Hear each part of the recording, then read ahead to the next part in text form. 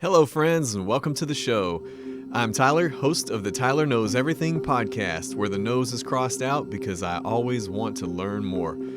This episode of the podcast is sponsored by Brian Sajeri. He has his own episode called From Civil War to Cybersecurity, so check it out. And thanks for sponsoring this episode, Brian. My guests are Roxanne and Eric Hellberg, and they actually own a 20-year-old company of high-value asset repo. So they're repossessing assets that are, six figures.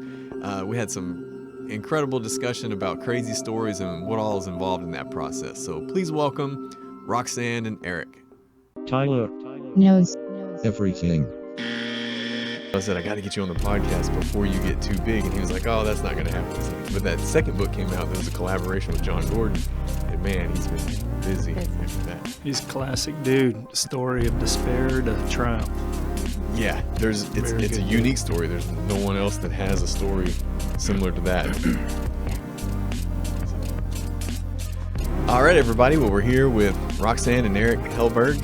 And these two have acquired a very specific skill set over many years that's unique, I would say, and me from looking in on the outside, I find fascinating.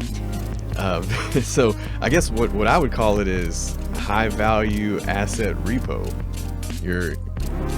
That's it exactly. My bread and butter is 18-wheelers, but we've done everything from implement equipment, meaning large farm equipment, barges, a lot of yellow iron or construction equipment, but it always goes back to the trucks and trailers, the 18-wheelers, yeah. For sure. Well, before we dive into some of those crazy stories, you mentioned that everybody has an interesting path of how you got to where you are now. So let's take it back a little bit and learn where you started. Yeah. We both actually have healthcare backgrounds. I got out of the Army, went to school to run nursing homes. She on the acute care side, hospitals. Got in a fight with an employer. They showed me the door, and I was kind of, where am I going now? Had an uncle that had a towing business, and he's like, well, hey, come rest your heels here. Do you figure out where you're going? And these banks were calling, and they're like, well, hey, can you go get Joe Smith's truck if he doesn't, or if he wants to give it back? Yeah, why couldn't we? Then it morphed into, what if Joe Smith doesn't want to get it back? Well, okay, let's try that too. And he had some personal things, closed the doors. I was very young, and I'm like, I think I can have a penchant for this. Let me kick off one on my own. So talk a little bit about the difference between ownership versus possession. Because for me, I've got a car outside, just like many others, that I think I own it. I say it's my car. It stays at my house every night, but I just possess the car. I don't actually own the car because Correct. I'm paying a note on it. Well, yeah, you can segue into that, and you can also go by the colloquial phrase that possession is 9/10 of the law, and really it is. Mm-hmm. But until that last payment's made on whatever it is, and anything that's financed and or leased can be repossessed. Right. Heck, it can be for just interest that's accrued when you fell behind. It can be for late fees. It can be a lapse in insurance. Just depends on the lender. But if you get a very savvy debtor or a person who has the car that's not paid for and knows he's in trouble, well, as long as he's holding on to that thing, sometimes it's tough to rip that away from him. And it has to be handled very judiciously. Yeah, I can imagine that when you show up, it's not always a voluntary giveaway. Sometimes there's some negotiations, there's some covert ops, I guess you would say. In the beginning, Tyler, everything was a covert op for me. I mean, I was still very tactical. I wasn't that far removed from the Army. Right. he was like Rambo. Yeah. And if I received the assignment, come hell or high water, it was going to be repossessed. Mm-hmm. And really, I just thought that's what you had to do to make a name for yourself. You wanted to kick the you-know-what out of your competition, show everyone that you were better, and we did all that. But then you started just seeing how many bad situations you were hired to go into. Mm-hmm. And whether it's a product of you being successful, maybe you're not near as broke as you used to be because you're doing well at the business. Maybe it's humanity kicks in. I started seeing that I can handle this a little bit different. And also there's the side of it too. If I would have kept doing it like that, because I've had anything you can conceive, whether it was guns, knives, dogs, multiple guys, I mean, I would have been dead. Mm-hmm. I had a lot of close calls, and it's totally different than fast roping in with a group of your boys in the Army. I mean, when you drop in the streets of Memphis and you're by yourself, you've got to really just use this. Right. And so I just started doing it a little bit different then, and I started helping a lot of people along the way too. If they were viable, I'd do everything I could to keep them in the equipment. If they weren't and we knew it, then you've got to do what you have to do. So the early days may have been more brawn, and the latter is more brains. Absolutely. And the accounts that I work have morphed and become tremendously more difficult, and these are guys that had no intention a lot of times of even paying for it. They look very good in today's world in order to get the funding, and then, buddy, they're gone, and then the lender's in a pickle. Okay. Yeah, so I guess you see two sides of things. There's people that are maybe trying to run a trucking business and doing honest work, and they just have bad business practices, and they fall behind on payments. And then there's some people that are just scamming the lender. There's both, and I'd say 75-80% of the people in the industry are generally well-meaning customers. It's very hard for anyone to go finance a brand new truck and trailer. These days, everyone's a credit risk, and they have to be have impeccable credit. No one has it.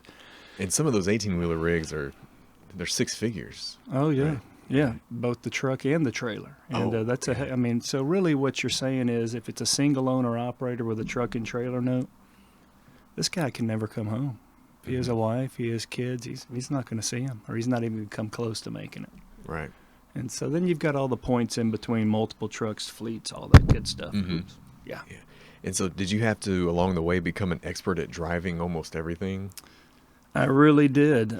Back in those old days that we just mentioned, I mean, these hands, got in, hot wired, and drove off more trucks than any other guy in America. And probably from 2001 to probably first or second quarter of 2007 till I finally started relinquishing a little control and subbing some work out. Yeah, because it's not like the owner's handing you the keys. Nope. So you're having to sneak in and start the vehicle without a key, which is probably a lot harder to do than what you see in movies.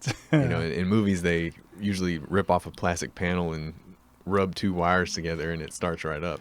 And with modern day cars, it's getting even harder because now they're trying to be more theft deterrent. Absolutely. Same with the tractors or the trucks. Yeah. And but surprisingly, the ignition assemblies and getting those going are really, really simple. And if the air pressure is already up, I mean, it's just muscle memory. You've done it thousands of times. I could probably train a monkey to do it, but you can't train a monkey to do it when Joe Smith is coming up on the running board and he has a shotgun and he's in his underwear, and you don't know if you're looking at the underwear or looking at the shotgun, and then then it's an entirely different deal. Yeah. Have any of these jobs ever taken you out of country? We've had a few opportunities, Bahamas, Hawaii.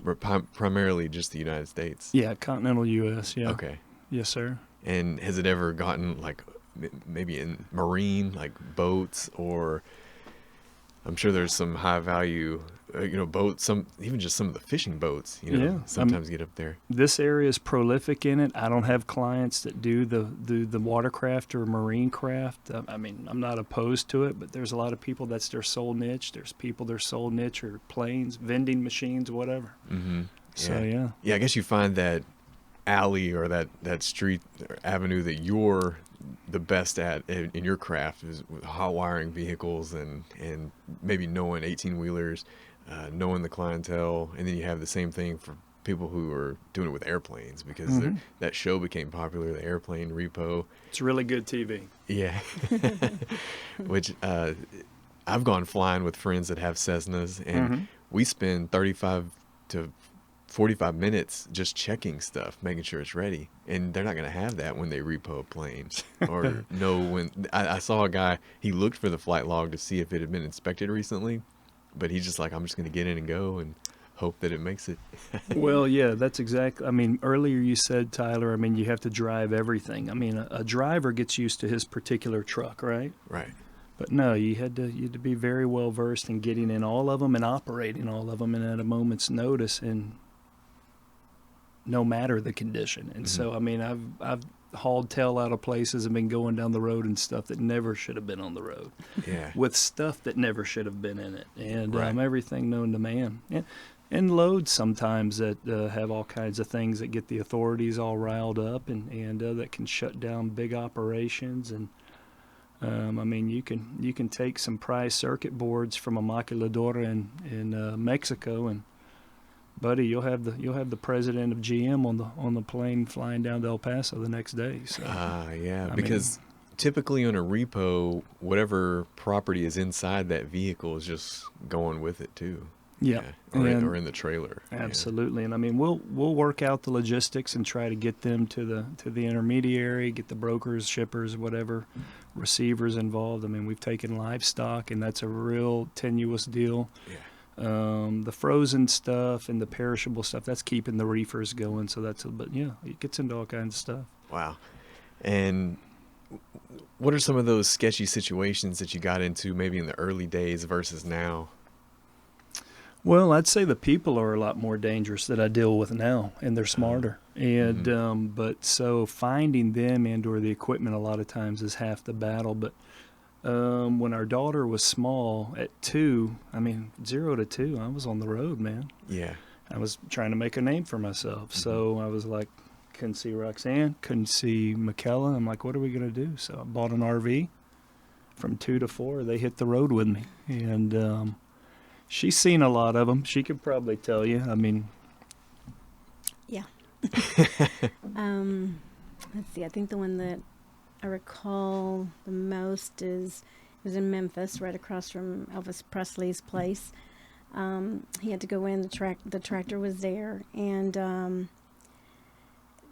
all I see is, I don't know, 15, 20 guys surround him within minutes, and I'm just kind of waiting to see what's going to happen next. Because are usually you having to drop him off, I guess, because he's going to try to drive out of there with the asset. So we would be in the RV, and I would be driving that, and yeah, he'd be driving out with the asset. I'm watching this, just kind of waiting, what I'm going to do next myself. All of a sudden, you see the leader guy escorting him out with the asset. And then a few seconds later, he's calling to see when they're going to have coffee. So, it's just very different circumstances where he has to walk in and just settle everybody down and get them in the right frame of mind. And, and a lot of these areas are like that. He's flown into Chicago, been locked in warehouses. It just depends on what he's chasing and who he's after. Yeah, I would imagine your negotiating skills over the years have improved. Hey, Paul said, Tyler, all things to all people so that you may win some. And everyone's different. And for me, really, a very autonomous owner-operator is a lot more difficult than a 1,000-unit fleet. And I've done all those. Yeah. And a lot of these guys are Mustangs. That's why they're in the business. These are strong, proud guys. And so I always try to give them their own autonomy. And if they end up taking that latitude and wrapping it around themselves, then they know it was their own fault. But yeah, negotiation and everyone and every type of and geographic area, ethnicity, and I've kind of gotten to where I specialize in some particular groups and these male-dominated cultures, and go do it. Sure. Have you gotten good at reading people and their psychology? I'd say I'm about 80% foolproof, but you always have that fringe that that's what they do, and so I can still be fooled. But for the most part, I'm right on there. Yeah. That must make it hard for your daughter at home to try to negotiate for. She's a teenager, so she wants this certain car, and maybe stay out later, and she's had to learn to negotiate really well. Well, she has us as parents, so then we're, much to our chagrin, we're always wondering, where does she get this from? But then we're like, okay, now we understand. And at the same time, she's very pretty like her mom, so there's a lot of negotiating going on all the time. Right, yeah. Well, kind of take us through that full circle of how a repossession comes about. So you have the person that signs the papers with the lender, and they take the asset. And then how does it go from there into to my hands? Right. Yeah. Okay. Well, basically they get funded by one of my clients. My clients are either someone I've worked for a lot of years, or there's someone through word of mouth. I'm not a big marketing guy. I don't do all that stuff. Yeah, and I wrote that down too, that your company doesn't typically, it's not something you're going to find on billboards, newspapers. I first met you guys doing the Breakfast with the Boss at the Southeast Texas Young Professionals, and cool. and the name, Get Recovery Inc. I thought it was something about therapy or Rehab is typically what everybody yeah, thinks. and so I started researching it, and there's not a lot out there on Google, and then I sat down and you started telling your story, and everybody was silent, and I just thought, wow, that is the coolest Breakfast with the Boss I've ever seen, because typically we get somebody that is just generic business, talking about they may have read a Tony Robbins book last week and they're just regurgitating it to us and trying to impress us. And I think I've already heard all this, and I'd never heard this story before. So your clients are, I guess, banks, credit unions, lenders, and they're hiring you. And what are their hopes when they get that asset back? Do they want to try and resell it typically in the best condition? They always do that. They try to establish some way fair market value, whether it's through an auction, whether it's through one of their affiliated dealerships. But a lot of times, too, you have to know the client. They may just want to get paid. And so they'd love to get that customer called up. And I still work a lot of those accounts, and that's where the communication comes in. I mean, I love that kind of work because it takes all the stuff we've talked about off the table. You're just talking and getting things done. And so you have to know who the client is and how transparent they are, because sometimes clients can be a little bit, for me, they're more dangerous than the people I have to repossess. I know those people. Yeah. Ascertaining the true intention of the client, wading through their bureaucracy and what they really want, that's the tough thing. Right, because these are big corporations, I would imagine. That make some less than commonsensical decisions. Right. Well, there are a lot of factors internally in a business, Yeah. especially corporations of that size, Right. that, need to be considered, and we're not always made aware of what those intentions are. And when you're a small business owner, you're all about efficiency. You're Right. all about A to Z and getting the job done. And so anything that impairs that in your mind's like, so, hey, you're going to sign it. I kind of know the outcome that you want based upon our past, our communications, and that's exactly the remedy I'm going to go and try to get for you. But, yeah. What types of things are in your tool bag? Not your literal tool bag, but what are some of the things that when you go out there and you're by yourself, or in the old days, if you had maybe a backpack or something, what are you taking with you? There used to be a very definitive tool bag, i.e. hardware that I would use to get in and do all that stuff. Now, most of the stuff I'm finding, placating the situation, and I've got guys that are moving it for me. So really just depends where I'm going. I mean, if I'm going to be working with a group of Armenians in Sun Valley, on the outskirts of L.A. or Burbank, Glendale, North Hollywood, I'm not in my Wrangler jeans and my boots like I would be in, Little Rock, Arkansas. So you want to blend in with your surroundings. Yep. And other than that, just hopefully you've got some rest, although you could have been, you're expected to be everywhere yesterday. Yeah. And just a good attitude and a willingness to watch what the heck's going on. And really, the way I approach it, Tyler, I get in the mix with them, and I basically stop, and then I react to what it is that they do, And however that may be.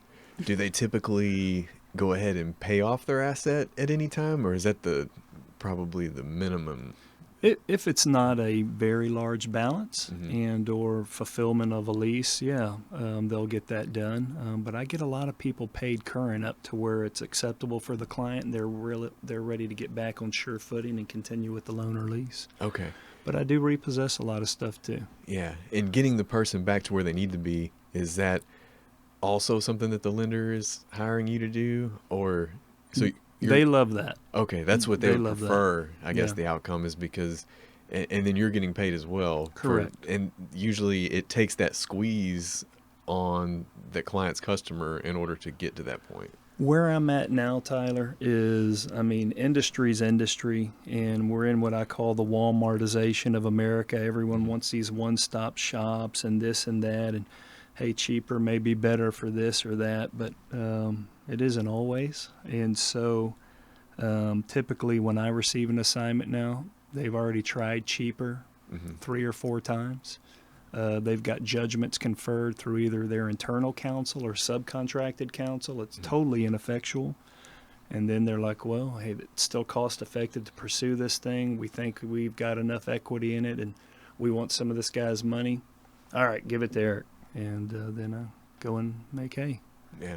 What are some of the things that the Army helped you to prepare for this career? Probably everything. Yeah, initially that would all be the physicality of it, the long hours, not needing sleep, living out there in the field. A lot of the stress management. Yeah, the adrenaline dumps that I was already used to, because every time you'd get in, hot wire and drive something off, I mean, it's very taxing. Yeah. And can't handle it near as much as I could then. I can feel it. And yeah, that. And probably just a calm presence. But then the rest of the stuff, all the guys in the field that I've been sent to repossess, they've taught me everything else. They're the best teachers. Yeah. So now you have a crew where it used to be a one-man crew and then evolved into a two-person team to drop you off in the RV. We try to be lean and mean, and but I've got guys that I can contract with. I do send a lot of work out, and but if it's not getting done, then I'll let it get to a point. I'll go get it done. If it's something that merits me being there ASAP, I'll be there ASAP. I've got a trip coming up. Yeah. And but she really cut out a lot of the fat in the business and made us lean and mean just in her background. And the crazy thing is that I have this repo company that's almost 19 years strong, and it's getting very busy again. So despite what you're hearing in the economic front, that's not what's going on out on the street. But we've got a little real estate component that dwarfs what I do on the repo side, and she runs. But yeah. Yeah, it just allowed us to venture off into other things and It just gave us the seed money for all that. learning from other individuals that have been in the industry for a long time and just be diversified. And, that's for everybody in business nowadays. You can't put all your eggs in one basket. Yeah, for sure. Because Roxanne, you're a well-known businesswoman in the community too. So tell us about all the adventures you have. Well, I mean, I started in healthcare administration, finished my master's in business, and was working in Houston at a hospital there. And was kicking my career off, and ended up pregnant and having our first child. And Eric said, I think you need to come home. It's high stress industry. Not that this was any less, but came home and started raising our family, and just used all the principles that I learned in that industry and applied them. And I always liked making money, and so I was like, I'm going to do it.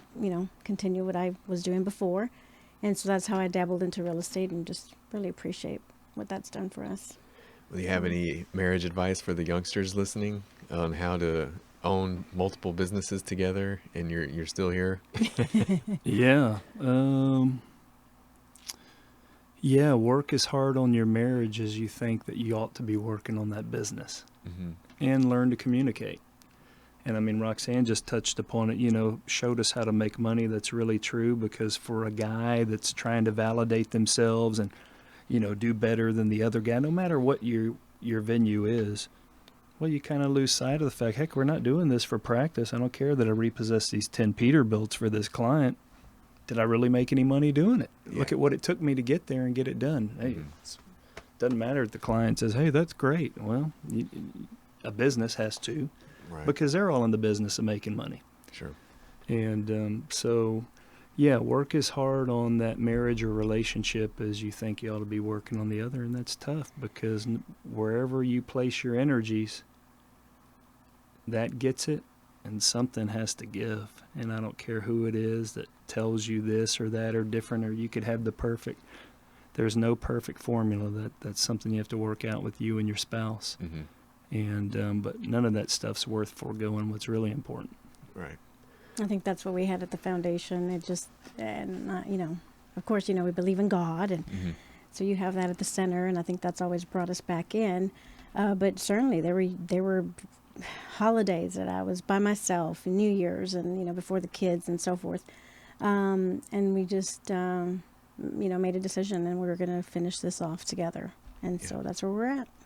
Were the early days kind of like flipping houses, where you would go from one repo job to the next and almost kind of financing the next job with the previous job's profit right in the beginning, I guess? At the very beginning, absolutely. Yeah. And then to continue on that same thought, I mean, that's exactly how I used to work. I'd get this group of assignments. I just ran the South and those times she talks about me being gone, yeah, I mean, I would never come home until the slate was clean. Mm-hmm. And but would I do it that way again? No, I wouldn't do it that way again. And thank God that we were able to persevere through it. I think we've grown a lot stronger because of it. And hey, that I was able to kind of change the business model. But you know what? A lot of people work hard, and they, no matter what job they have, they don't get to see that significant other or the kids the way they'd like to. Right. And it is a tough thing. There's an awful lot of people out there that work and work and work, and a lot of times we look at each other and scratch our heads. We're like, well, why do we have some of these freedoms or this or that? And we both came from backgrounds that didn't predispose us to success. But what makes the difference between, you know, someone toiling and not reaping?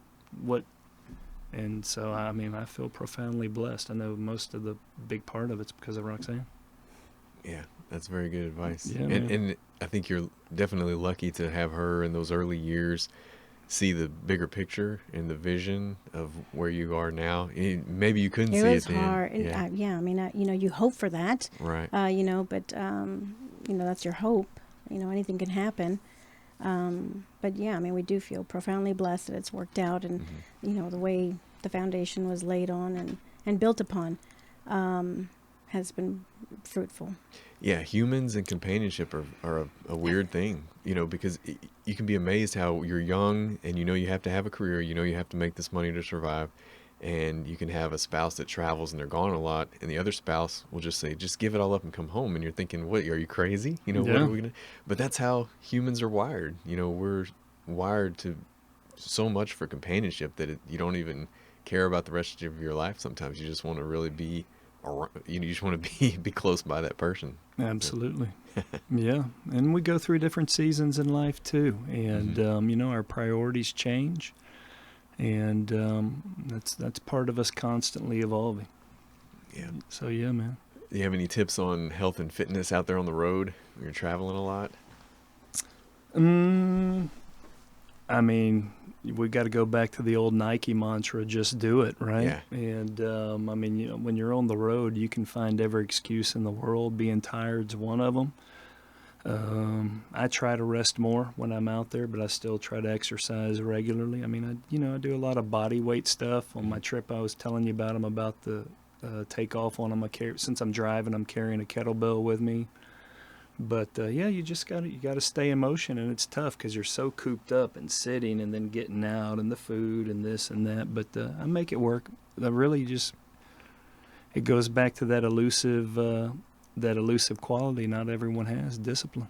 Yeah, for sure. We were just eating lunch together at a health food store, and that gentleman that was 70 years old, what he was saying wasn't as important as when he walked away. If you notice, when he walked away, he shuffled like he's in a hurry, like almost like I would if I was headed to a meeting. And I was like, not every 70-year-old can do that. Yeah. I've been in restaurants where a 70-year-old couple gets up and it takes them 15 minutes just to get to the door or to their car, and they're having to have people help them, you know. And I want to be like that guy that just shuffles on out, like, I'm here, to pick up a few groceries. I'm out. See you later. And then you and me both, Tyler, Roxanne and I talk about that too. And all of us, we have kids roughly the same age, and they're effervescent. They have a lot of energy. Right. And my whole thing is with fitness is if I can move remotely close to the kids move just naturally, man, you're doing great, right? So that's how I try to tailor all that and try to do. But yeah, man, you want to be optimum for as long as you can. Yeah, I think if you stay sedentary for several weeks, it'll turn into several months, and then you're going to find yourself stove up, trying to get up and down out of bed and up and out of chairs. Heck so yeah. You got to stay moving. But it goes back to what he said. It's all about discipline. The core of it, being a successful business owner, keeping healthy, having a good family, a marriage, all of it. It's discipline and, realizing the value of what you have and, what it's worth to you. Do you think there'll be any more evolution to the business, or do you think you're in a comfortable place? Man, that's a good question. I've been in a comfortable place for a long time. And that goes back to her being very astute and moving into the real estate side, which gave me a lot of leverage. And really, I'm probably the smallest company that all these lenders utilize. They all go to these huge forwarding models that are backed by New York money, different investors, different things, and it's all designed. Let's say if they have a repossession in Beaumont, they'll send it to a company in New York, who in turn makes a phone call and finds Joe's Wrecker Service to come and go for it. Joe fails. Okay, then they try Sam's Wrecker Service. Okay, well, then they try Doug's Recovery Service. He fails. Okay, then they get a sequestration order here in Jefferson County. The deputies are ineffectual. The equipment's not there. And then they say, okay, well, you know what? For $300 more, despite the fact it's 24 months later, maybe the thing's stripped now, let's send it to Eric and see what he'll get done. Okay, that makes sense, because they may hire a record driver just last week, and all of a sudden he gets this assignment put on his desk from a company in New York that says, hey, you need to go repo. Well, he doesn't have any repossession experience. He's just hoping they're going to park it at the grocery store and he's going to get lucky and he can take it while they're in the store. You know what the crazy thing is too, Tyler, not to interrupt, is the company that actually sends it to that record driver, they may have been in business the last 20 years. They don't have one bit of repossession experience either. Right. They're just sitting behind a desk. Their whole business model is predicated on volume and whining and dying clients because they're a big customer and the clients they're seeking are big, and that's how they garner the business. Yeah, see, I never thought of that because I don't know who your competitors are. You know, I wouldn't even know where to start. It's not a business that consumers typically know about or research. Yeah. It's just this whole world. It's almost like the dark web. It's out there, but you can't see it, and you can't find it. You don't know about it, and then there's Eric, and he's the mastermind behind. We try to keep it low key. We don't. Yeah.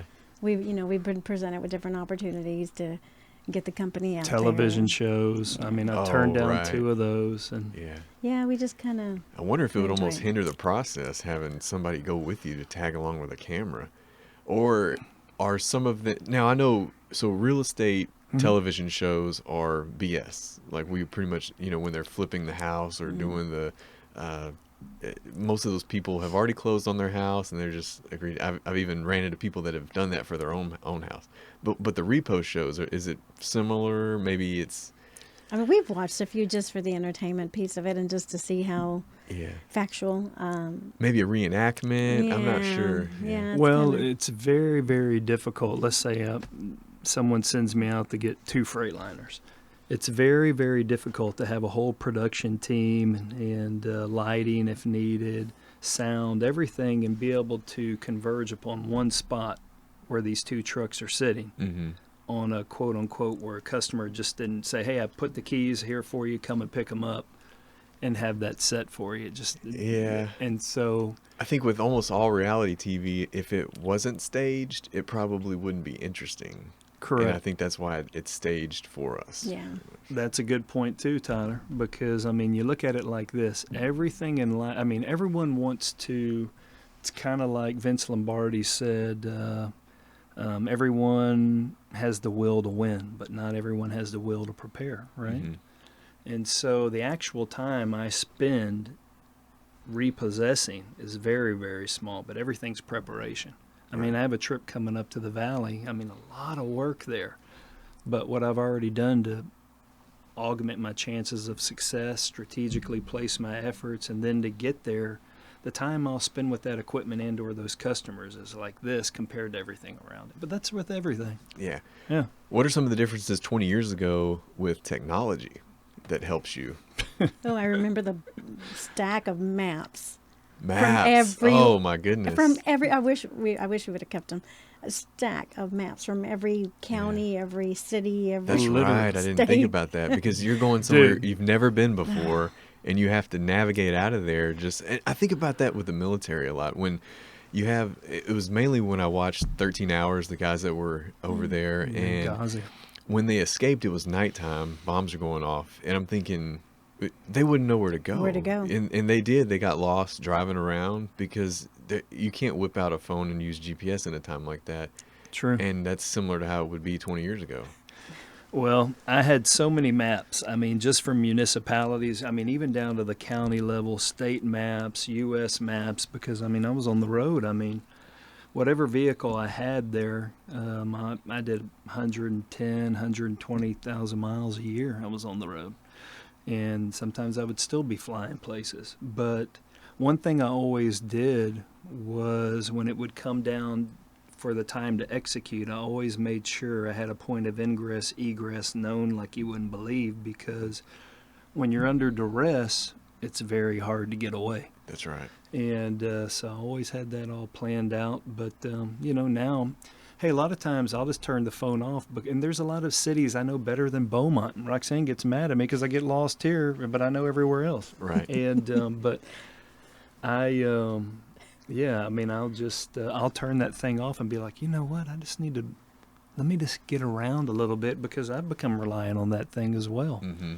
That big old crutch. Right. And some of the, I guess, GPS technology for LoJack is what I would call familiar with. That's gotten a little bit better. That's gotten better. There's a lot of lenders, more higher risk lenders, what I call lower tier paper, that will equip or put a GPS device in all, sometimes their trailers, a lot of their tractors. And I do some of that front end work. I mean, that's pretty simplistic, but what the clients don't always realize is just because Johnny did the 3 S's, he, showered and shaved, and he just got out there and he just filled up 250-gallon diesel tanks. He's reading the paper in his cab. All of a sudden, someone knocks on the door and says, "Hey, Johnny, we're here to pick up your truck." And he's in Biloxi, Mississippi, but he's from the Bronx, New York. He's like, how did he know that I was here? Right. And guess what? Now he's pretty upset. Mm-hmm. And so he bids this guy adieu in not such nice terms. Mm-hmm. And he goes on about his business. And when he gets about 10 miles down the road, he's like, I'm going to find how they disable it. It served as a good collection call. He sent in his 2 payments, so they're off my back. But guess what? It's lost after that. They never get another payment again. Oh, yeah. And then when they don't have the Walmart companies to go and find the guy without the aid of the collectors clicking, oh, here he is, here he is, here he is. Mm-hmm. What do they do now? And then it goes back to just like we're back to the map days, right? Right. Because the old ways always trump the new ways. Mm. In everything. Have you ever seen any crazy hiding spots for assets? Man. I mean, I've found things so far out in pastures and so far out in woods. The crazy thing about it is, Tyler, I mean, Roxanne can tell you, I mean, that's always been one of my big things is, I mean, I used to get all these assignments. I wouldn't even know the color of the tractor. I just knew what type it was, obviously, the vehicle identification number, obviously, but I could always tell you, even in crowds or what, in huge lots, I'd say he had a sixth sense. That's it. He had a sixth sense And, to locate them. But yeah, I've always been able to find that needle in a haystack instead of running past it. Wow. So yeah, man. Yeah. Yeah, that's interesting tradecraft. That's exactly what it is. Tradecraft, bushcraft, Mm-hmm. tools of the trade. What's your ideal candidate for a crew member these days? When you're... A lot of times now it may be on occasion my father-in-law, my brother-in-law, Roxanne still sometimes. Yeah, that's right. You recruited several family members, so it's almost like a dog the bounty hunter situation. Yeah, I mean, heck, I had my sister-in-law, 3 brother-in-laws, father-in-law in it at one time. They've all gotten a lot older, converged into their own careers. And in most of your in-laws, they're bilingual, right? Mm-hmm. Yeah, So which that helps a bunch. Helps out in the valley. Yeah. Mm-hmm. But you'd be amazed whether you can't speak Spanish or they can't speak English. I mean, a lot of gesturing when you're in trouble, you can get the point across. Yeah. And people know what's going on. They all speak money. I guess. And that's with any language. And I mean, I do a lot with the Indian population in the valleys in California and all kinds of stuff. But I enjoy it all. I enjoy meeting new people and doing all that good stuff. But yeah. Yeah. Have you ever had to venture to Florida? There's some crazy people in Florida. You know, they say you can type in your birthday and type in Florida man, and some news headline will pop up that's crazy. Florida man does this. Florida man does that. I have done a lot of work in Florida, and South Florida is a very dynamic place. And very interesting people, and it is like a Bermuda Triangle for the equipment business. Oh. They lose a lot of equipment. And what a lot of people don't realize, too, they're just thinking all the urban locales. Florida's got a lot of rural people that are rough and tumble, man. Right. And they'll put you over a barrel pretty quick if you're not on your P's and Q's. Yeah, the swamplands. Everything. The marsh. Yeah. Have you ever had anybody, when you show up initially, question your validity? You know, they're saying, yeah. or do you have proof? Or, you know, Mhm. yeah. I mean, and that goes back to old technology. I mean, we didn't even touch upon smartphones, right? Mm-hmm. And I mean, for the longest time, I mean, I got big when I got a laptop, remember? Oh, And then, I right. mean, I was carrying this thing. The thing was like this big. I had the IBM NASA computer with me. Yeah. And running data to find people. And, but then the phones came in. What about how I used to carry all my assignments manually? So I'd have a stack of paper like this. Now you just have your phone, and you can be right at the door with the repossession assignment because they email them to me. Okay.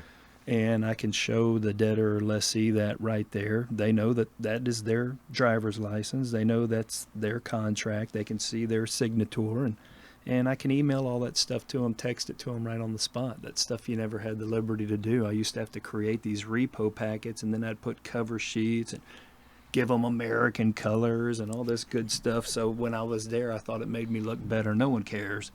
Yeah. They're just like, but yes, they've questioned the validity, but that's where the communication comes in. And a lot of times it's just putting off the inevitable. And if you don't handle that correctly, then they're like, well, take a walk. Mm-hmm. You handle it right, then it's coffee time. Right. Yeah. And so, did the police ever get involved to assist?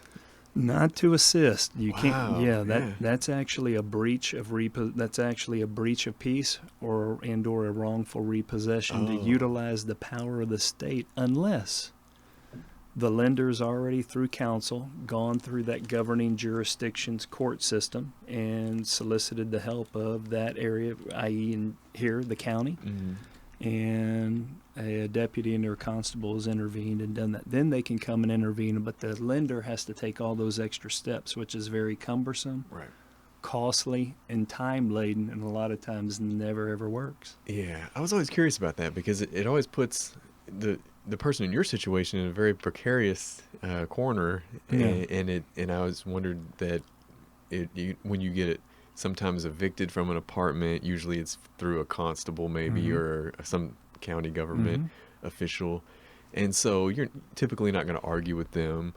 But when you have a guy in plain clothes show up to take what you quote unquote is yours on your property, you know, we have that attitude in Texas that says we don't dial 911.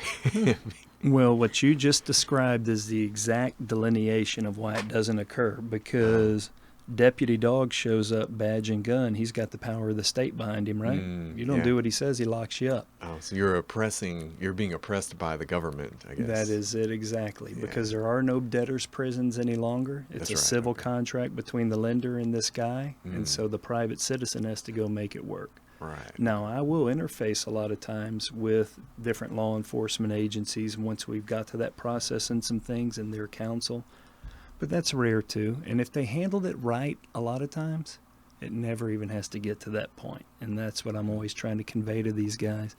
You know, they'd rather pay Schwartz and Schwartz and Schwartz, an attorney sitting there on Wilshire Boulevard, bajingles of money, Mhm. but they don't want to pay me $300 more to go get it done a year earlier. Yeah. And so it's just, you're always fighting these different things. So over the decades, you've kind of gotten your point across to the lenders that you're highly effective when it comes, and I guess you have a lot of repeat clients. I do, but it's still a constant battle. And I mean, I could have repossessed a fleet for someone yesterday, Oh, and okay. you pick the size of it, and I'm still only as good to them as that last repossession. Yeah. What did your first cell phone look like on day one of your venture? Man, and was it one of those bricks? Did I have a Motorola I brick? think so. It may have been the big one with the whip tail on it, man. Maybe with the cord that. Well, like it the was bag? standalone. You know, I never okay. had that one or the actual car phone, but But I think it was that big old. I know I had a bunch Monster. of them like they have now, Jitterbug for the elderly. You hit the big buttons, 911. I mean, all the crazy stuff. But yeah, technology's definitely helped in that regard. What it hasn't helped though is the communication between all the parties. Right. And that goes back to a constant. That's a lost art. People don't listen near as well as they used to. They don't know how to communicate near as well as they should. And that's an ever challenging thing. Yeah, the common denominator is the like you said, the negotiation tactics, which are as old as the Stone Age. Mm-hmm. Trying to convince somebody to do something, and you almost want them to think it's their idea. That's it exactly. Yeah. And I cannot remember the guy's name. Oh, what crime family was he with? My goodness. But he basically said every time he had to negotiate with John Gotti, who was brutal on the street, but not that astute up here, he would just make him think he was getting the better end of the deal, and Gotti would always take the deal. And this guy would end up where he needed to be. I'll have to get back to you. Michael Francis. Okay. Michael Francis. Great. And I heard some podcasts where he was on. You need to get him, Tyler. Great. I mean, that's an incredible story. Some of those mob bosses, if you study their organization, it's almost like studying a ruthless corporation like Amazon. I mean, they really had their stuff dialed in.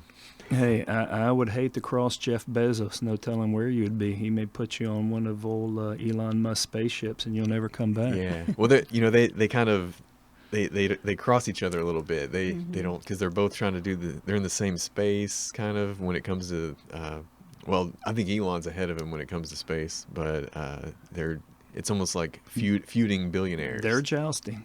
Yeah. They're jousting, man. Yeah, he's got everything it takes for a recipe for like a supervillain. He's got the money and the space agency and Absolutely. they get into Twitter wars. They make fun of each other on Twitter. Yeah. Absolutely, man. Well, what's the next big thing for you guys? Anything coming up? We don't want to divulge too much, Yeah. but on the repo side of the house, I just see an ever-burgeoning need for the service.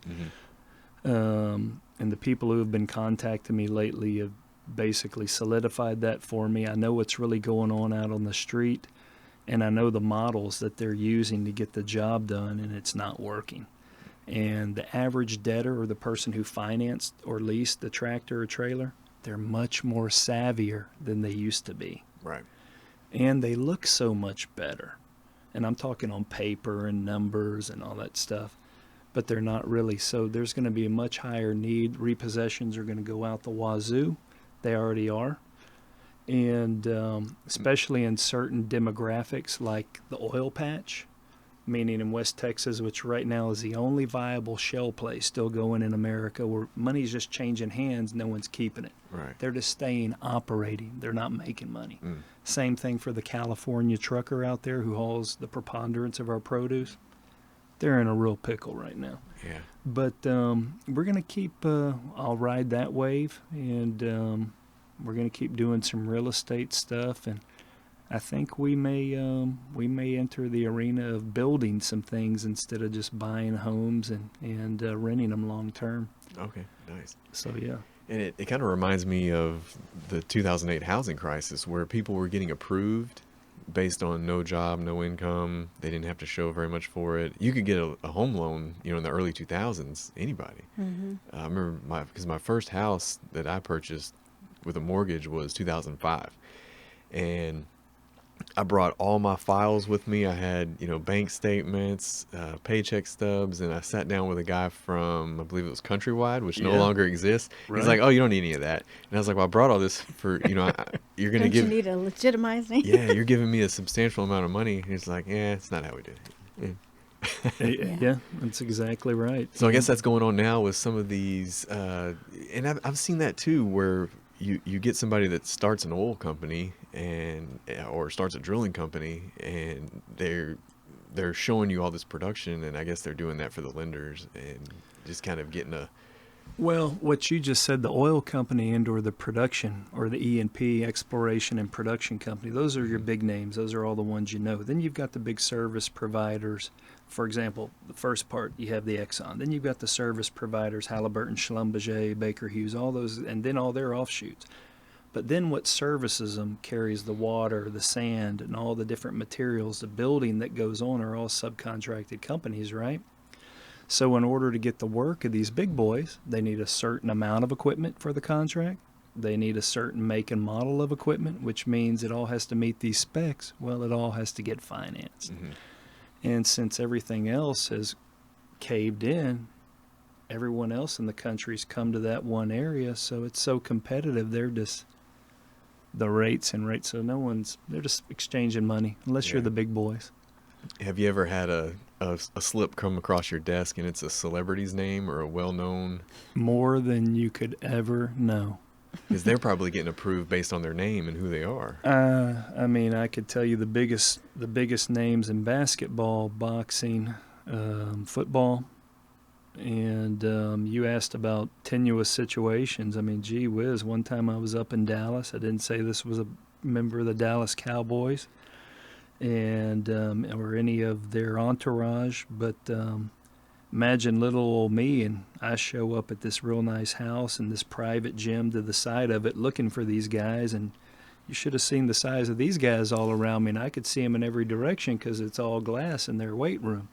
But, yeah, and typically these athletes have a lot of money. They want to help their families. Families can become very parasitic.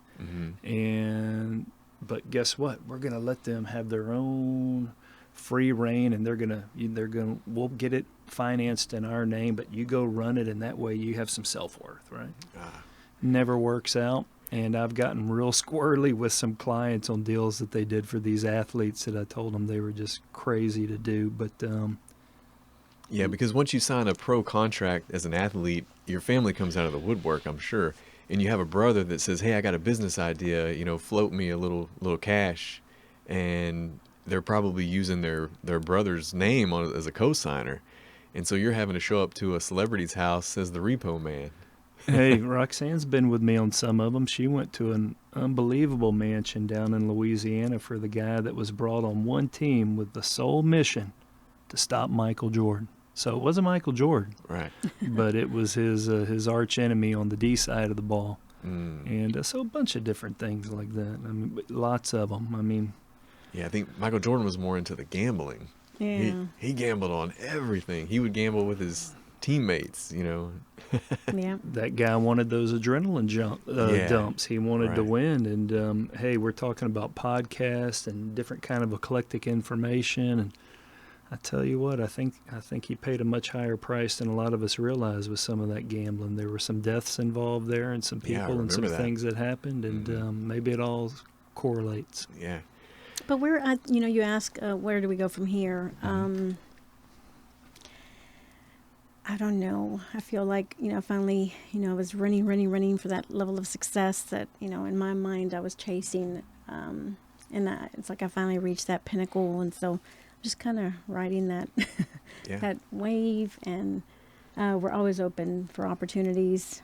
And we're always, trying to be creative. I don't like being stagnant. That's not one of the things that I survive for. So we're just kind of weighing out our opportunities and options and just enjoying life. We've worked really, really hard and, have kids, and we want to enjoy every piece of that and try to give them something at some point in their lives. If we're going to hustle, it has to be for something meaningful. I've already run enough. I'm not going to run just for the sake of showing you I can sprint. And that's with anything. And I work as hard on my kids and Roxanne as I do in my business or more. And I structure my schedules around their activities. And Tyler, look at all these sports our kids do, right? Yeah, every day of the week. That goes back to taking care of yourself because there's a lot of stuff to get to. And we don't want to be those parents. A lot of the parents get there, they're so tired, and rightly so. They're just kind of there. I like to be the guy that's there hooting and hollering and acting like a complete fool, and that takes energy. Yeah, you can't buy more time, and that's what the kids are going to remember. And so, luckily, when in their infancy, they're not going to remember that you had to spend a lot of time away. They're going to remember who's showing up to their school events now, and so that's really good. Yeah. And one thing that's crazy that you mentioned earlier, just kind of nonchalantly, was how many times you had every weapon you can think of pulled on you, guns, knives, everything right in your face. And I'm thinking, one time would be too many for me. And you actually had this in multiple instances and said, I'm going to keep on doing this career. Well, I mean, when Roxanne mentioned that deal in Memphis and those guys all surrounded me, and there was a time you were with me in the valley. Remember they shut the gates behind me, that big group, and I've had Roxanne where I've gone into properties in the RV and they've had multiple pit bulls. I have her start, because Michaela was with us, she liked hot dogs. I said, just start throwing these weenies here, here, and here. Give me 10 seconds to get up on this truck and I'll get in. Then once I'm in, I'm fine. But, you got to get in and all that stuff. But so you had the hot dogs to throw to the pit bulls. Absolutely. But as far as the weapons, I mean, that example when I said even a monkey can do it and the guy's in his underwear and a shotgun, I had that happen. But what I didn't tell you is that, after I hot wired it, it was an older Freightliner Century class. It takes a while for the air pressure to build up, release the cams or the brakes. And as I was waiting that and even pushing the air brake down, I saw that 12 gauge get pointed right through the window. Oh. And right as I was engaging, he fired that first shot and went right behind me. Wow. That number 4 buckshot just going around the sleeper, and I started going through the gears. He got another one in there. And I've been up on running boards with a real sick feeling out in Fort Smith, Arkansas, and looked, and there's a guy with a 30-06 just right there on me. And all you can do then is you just got to be calm and walk over to the dude and make hay. Wow. And but yeah, I've had all that stuff. Lots of guys, and you'd be amazed when guys have bad dogs, they'll use those instead to but I'm real good friends with dogs. I get along real well with them, thank God. And but yeah, everything you can imagine, I wouldn't have to embellish it. It just it's happened so much. Right. Man, well, I appreciate you guys coming on. I'm gonna let you get out of here so you can hit the road, and welcome back anytime. Always love having local people that you can learn from, and we definitely learned some things today. Well, thanks for having us, Tyler. I think it's an awesome concept, and knowledge is power, and I like how you share just the stuff that's kind of nuts and bolts that everyone needs to know, and you even dabble in a little bit of the eclectic, and I hope this thing just blows up. Yeah, we're hoping so. I'm having fun with it. Yeah. Do you have any favorite podcasts that you listen to on the road when you're driving? Man, I like Michael Savage. I like a guy who's a pastor named Eric John Phelps. And but you know what? After a certain time with some of them, and they all kind of have their own bent, and I don't want to hear about those guys. I want to hear, and everyone got on the InfoWars kick a few years back, and after a while, Alex's crazy, gravelly voice got on me, and I got tired of hearing about Alex, so you move on. I'm always looking for new stuff. Yeah. It really depends on and I like uncommon information because that's what really makes the world go round, and no one really has an inkling of what really makes this world go round. Yeah, the most recent one I got into actually was hardcore history because, in high school, college, I could care less about history class, world history. And one of my friends said, I never really realized how big a deal World War I was. And I was like, I don't feel like I know enough about World War I at all. You hear a lot about World War II, but I was like, I need to learn this. So I listened to this podcast that was probably 3.5 hours long, and I was like, super into it. And it's an interesting time to be alive where you have that content available. You don't have to read about it in a book because I would fall asleep. It's not a black and white TV show. You're kind of you're working in the yard, mowing the grass and listening to the content. And I retain it, from audio. So that's great. So I have a vast amount of knowledge of World War I. What I'm going to do with it, I don't know, but it taught me a lot about our generation. And well, everything that led to it, there's a lot of similar patterns and traits, and even if you continue on to World War II, and the old adage, history repeats itself, it certainly does. And that's why your show and things like this are so good, because it provides a venue so people can explore all these different topics that normally they would not have. You challenge. And then it gives you an opportunity to expand and understand if someone cares to. And it's kind of limitless. For sure. All right, guys. Well, everybody, thanks for listening. Thanks for watching. This is Roxanne and Eric Hellberg, and we'll see you next time. All right. Thanks so much, Roxanne and Eric. Hey, if you haven't already, check out my Patreon page at www.patreon.com/Tyler Knows Everything. That's www.patreon.com/Tyler Knows Everything. It's a great way to help out our cause here, and you can support the show for as little as $5. All right. We'll see you next time.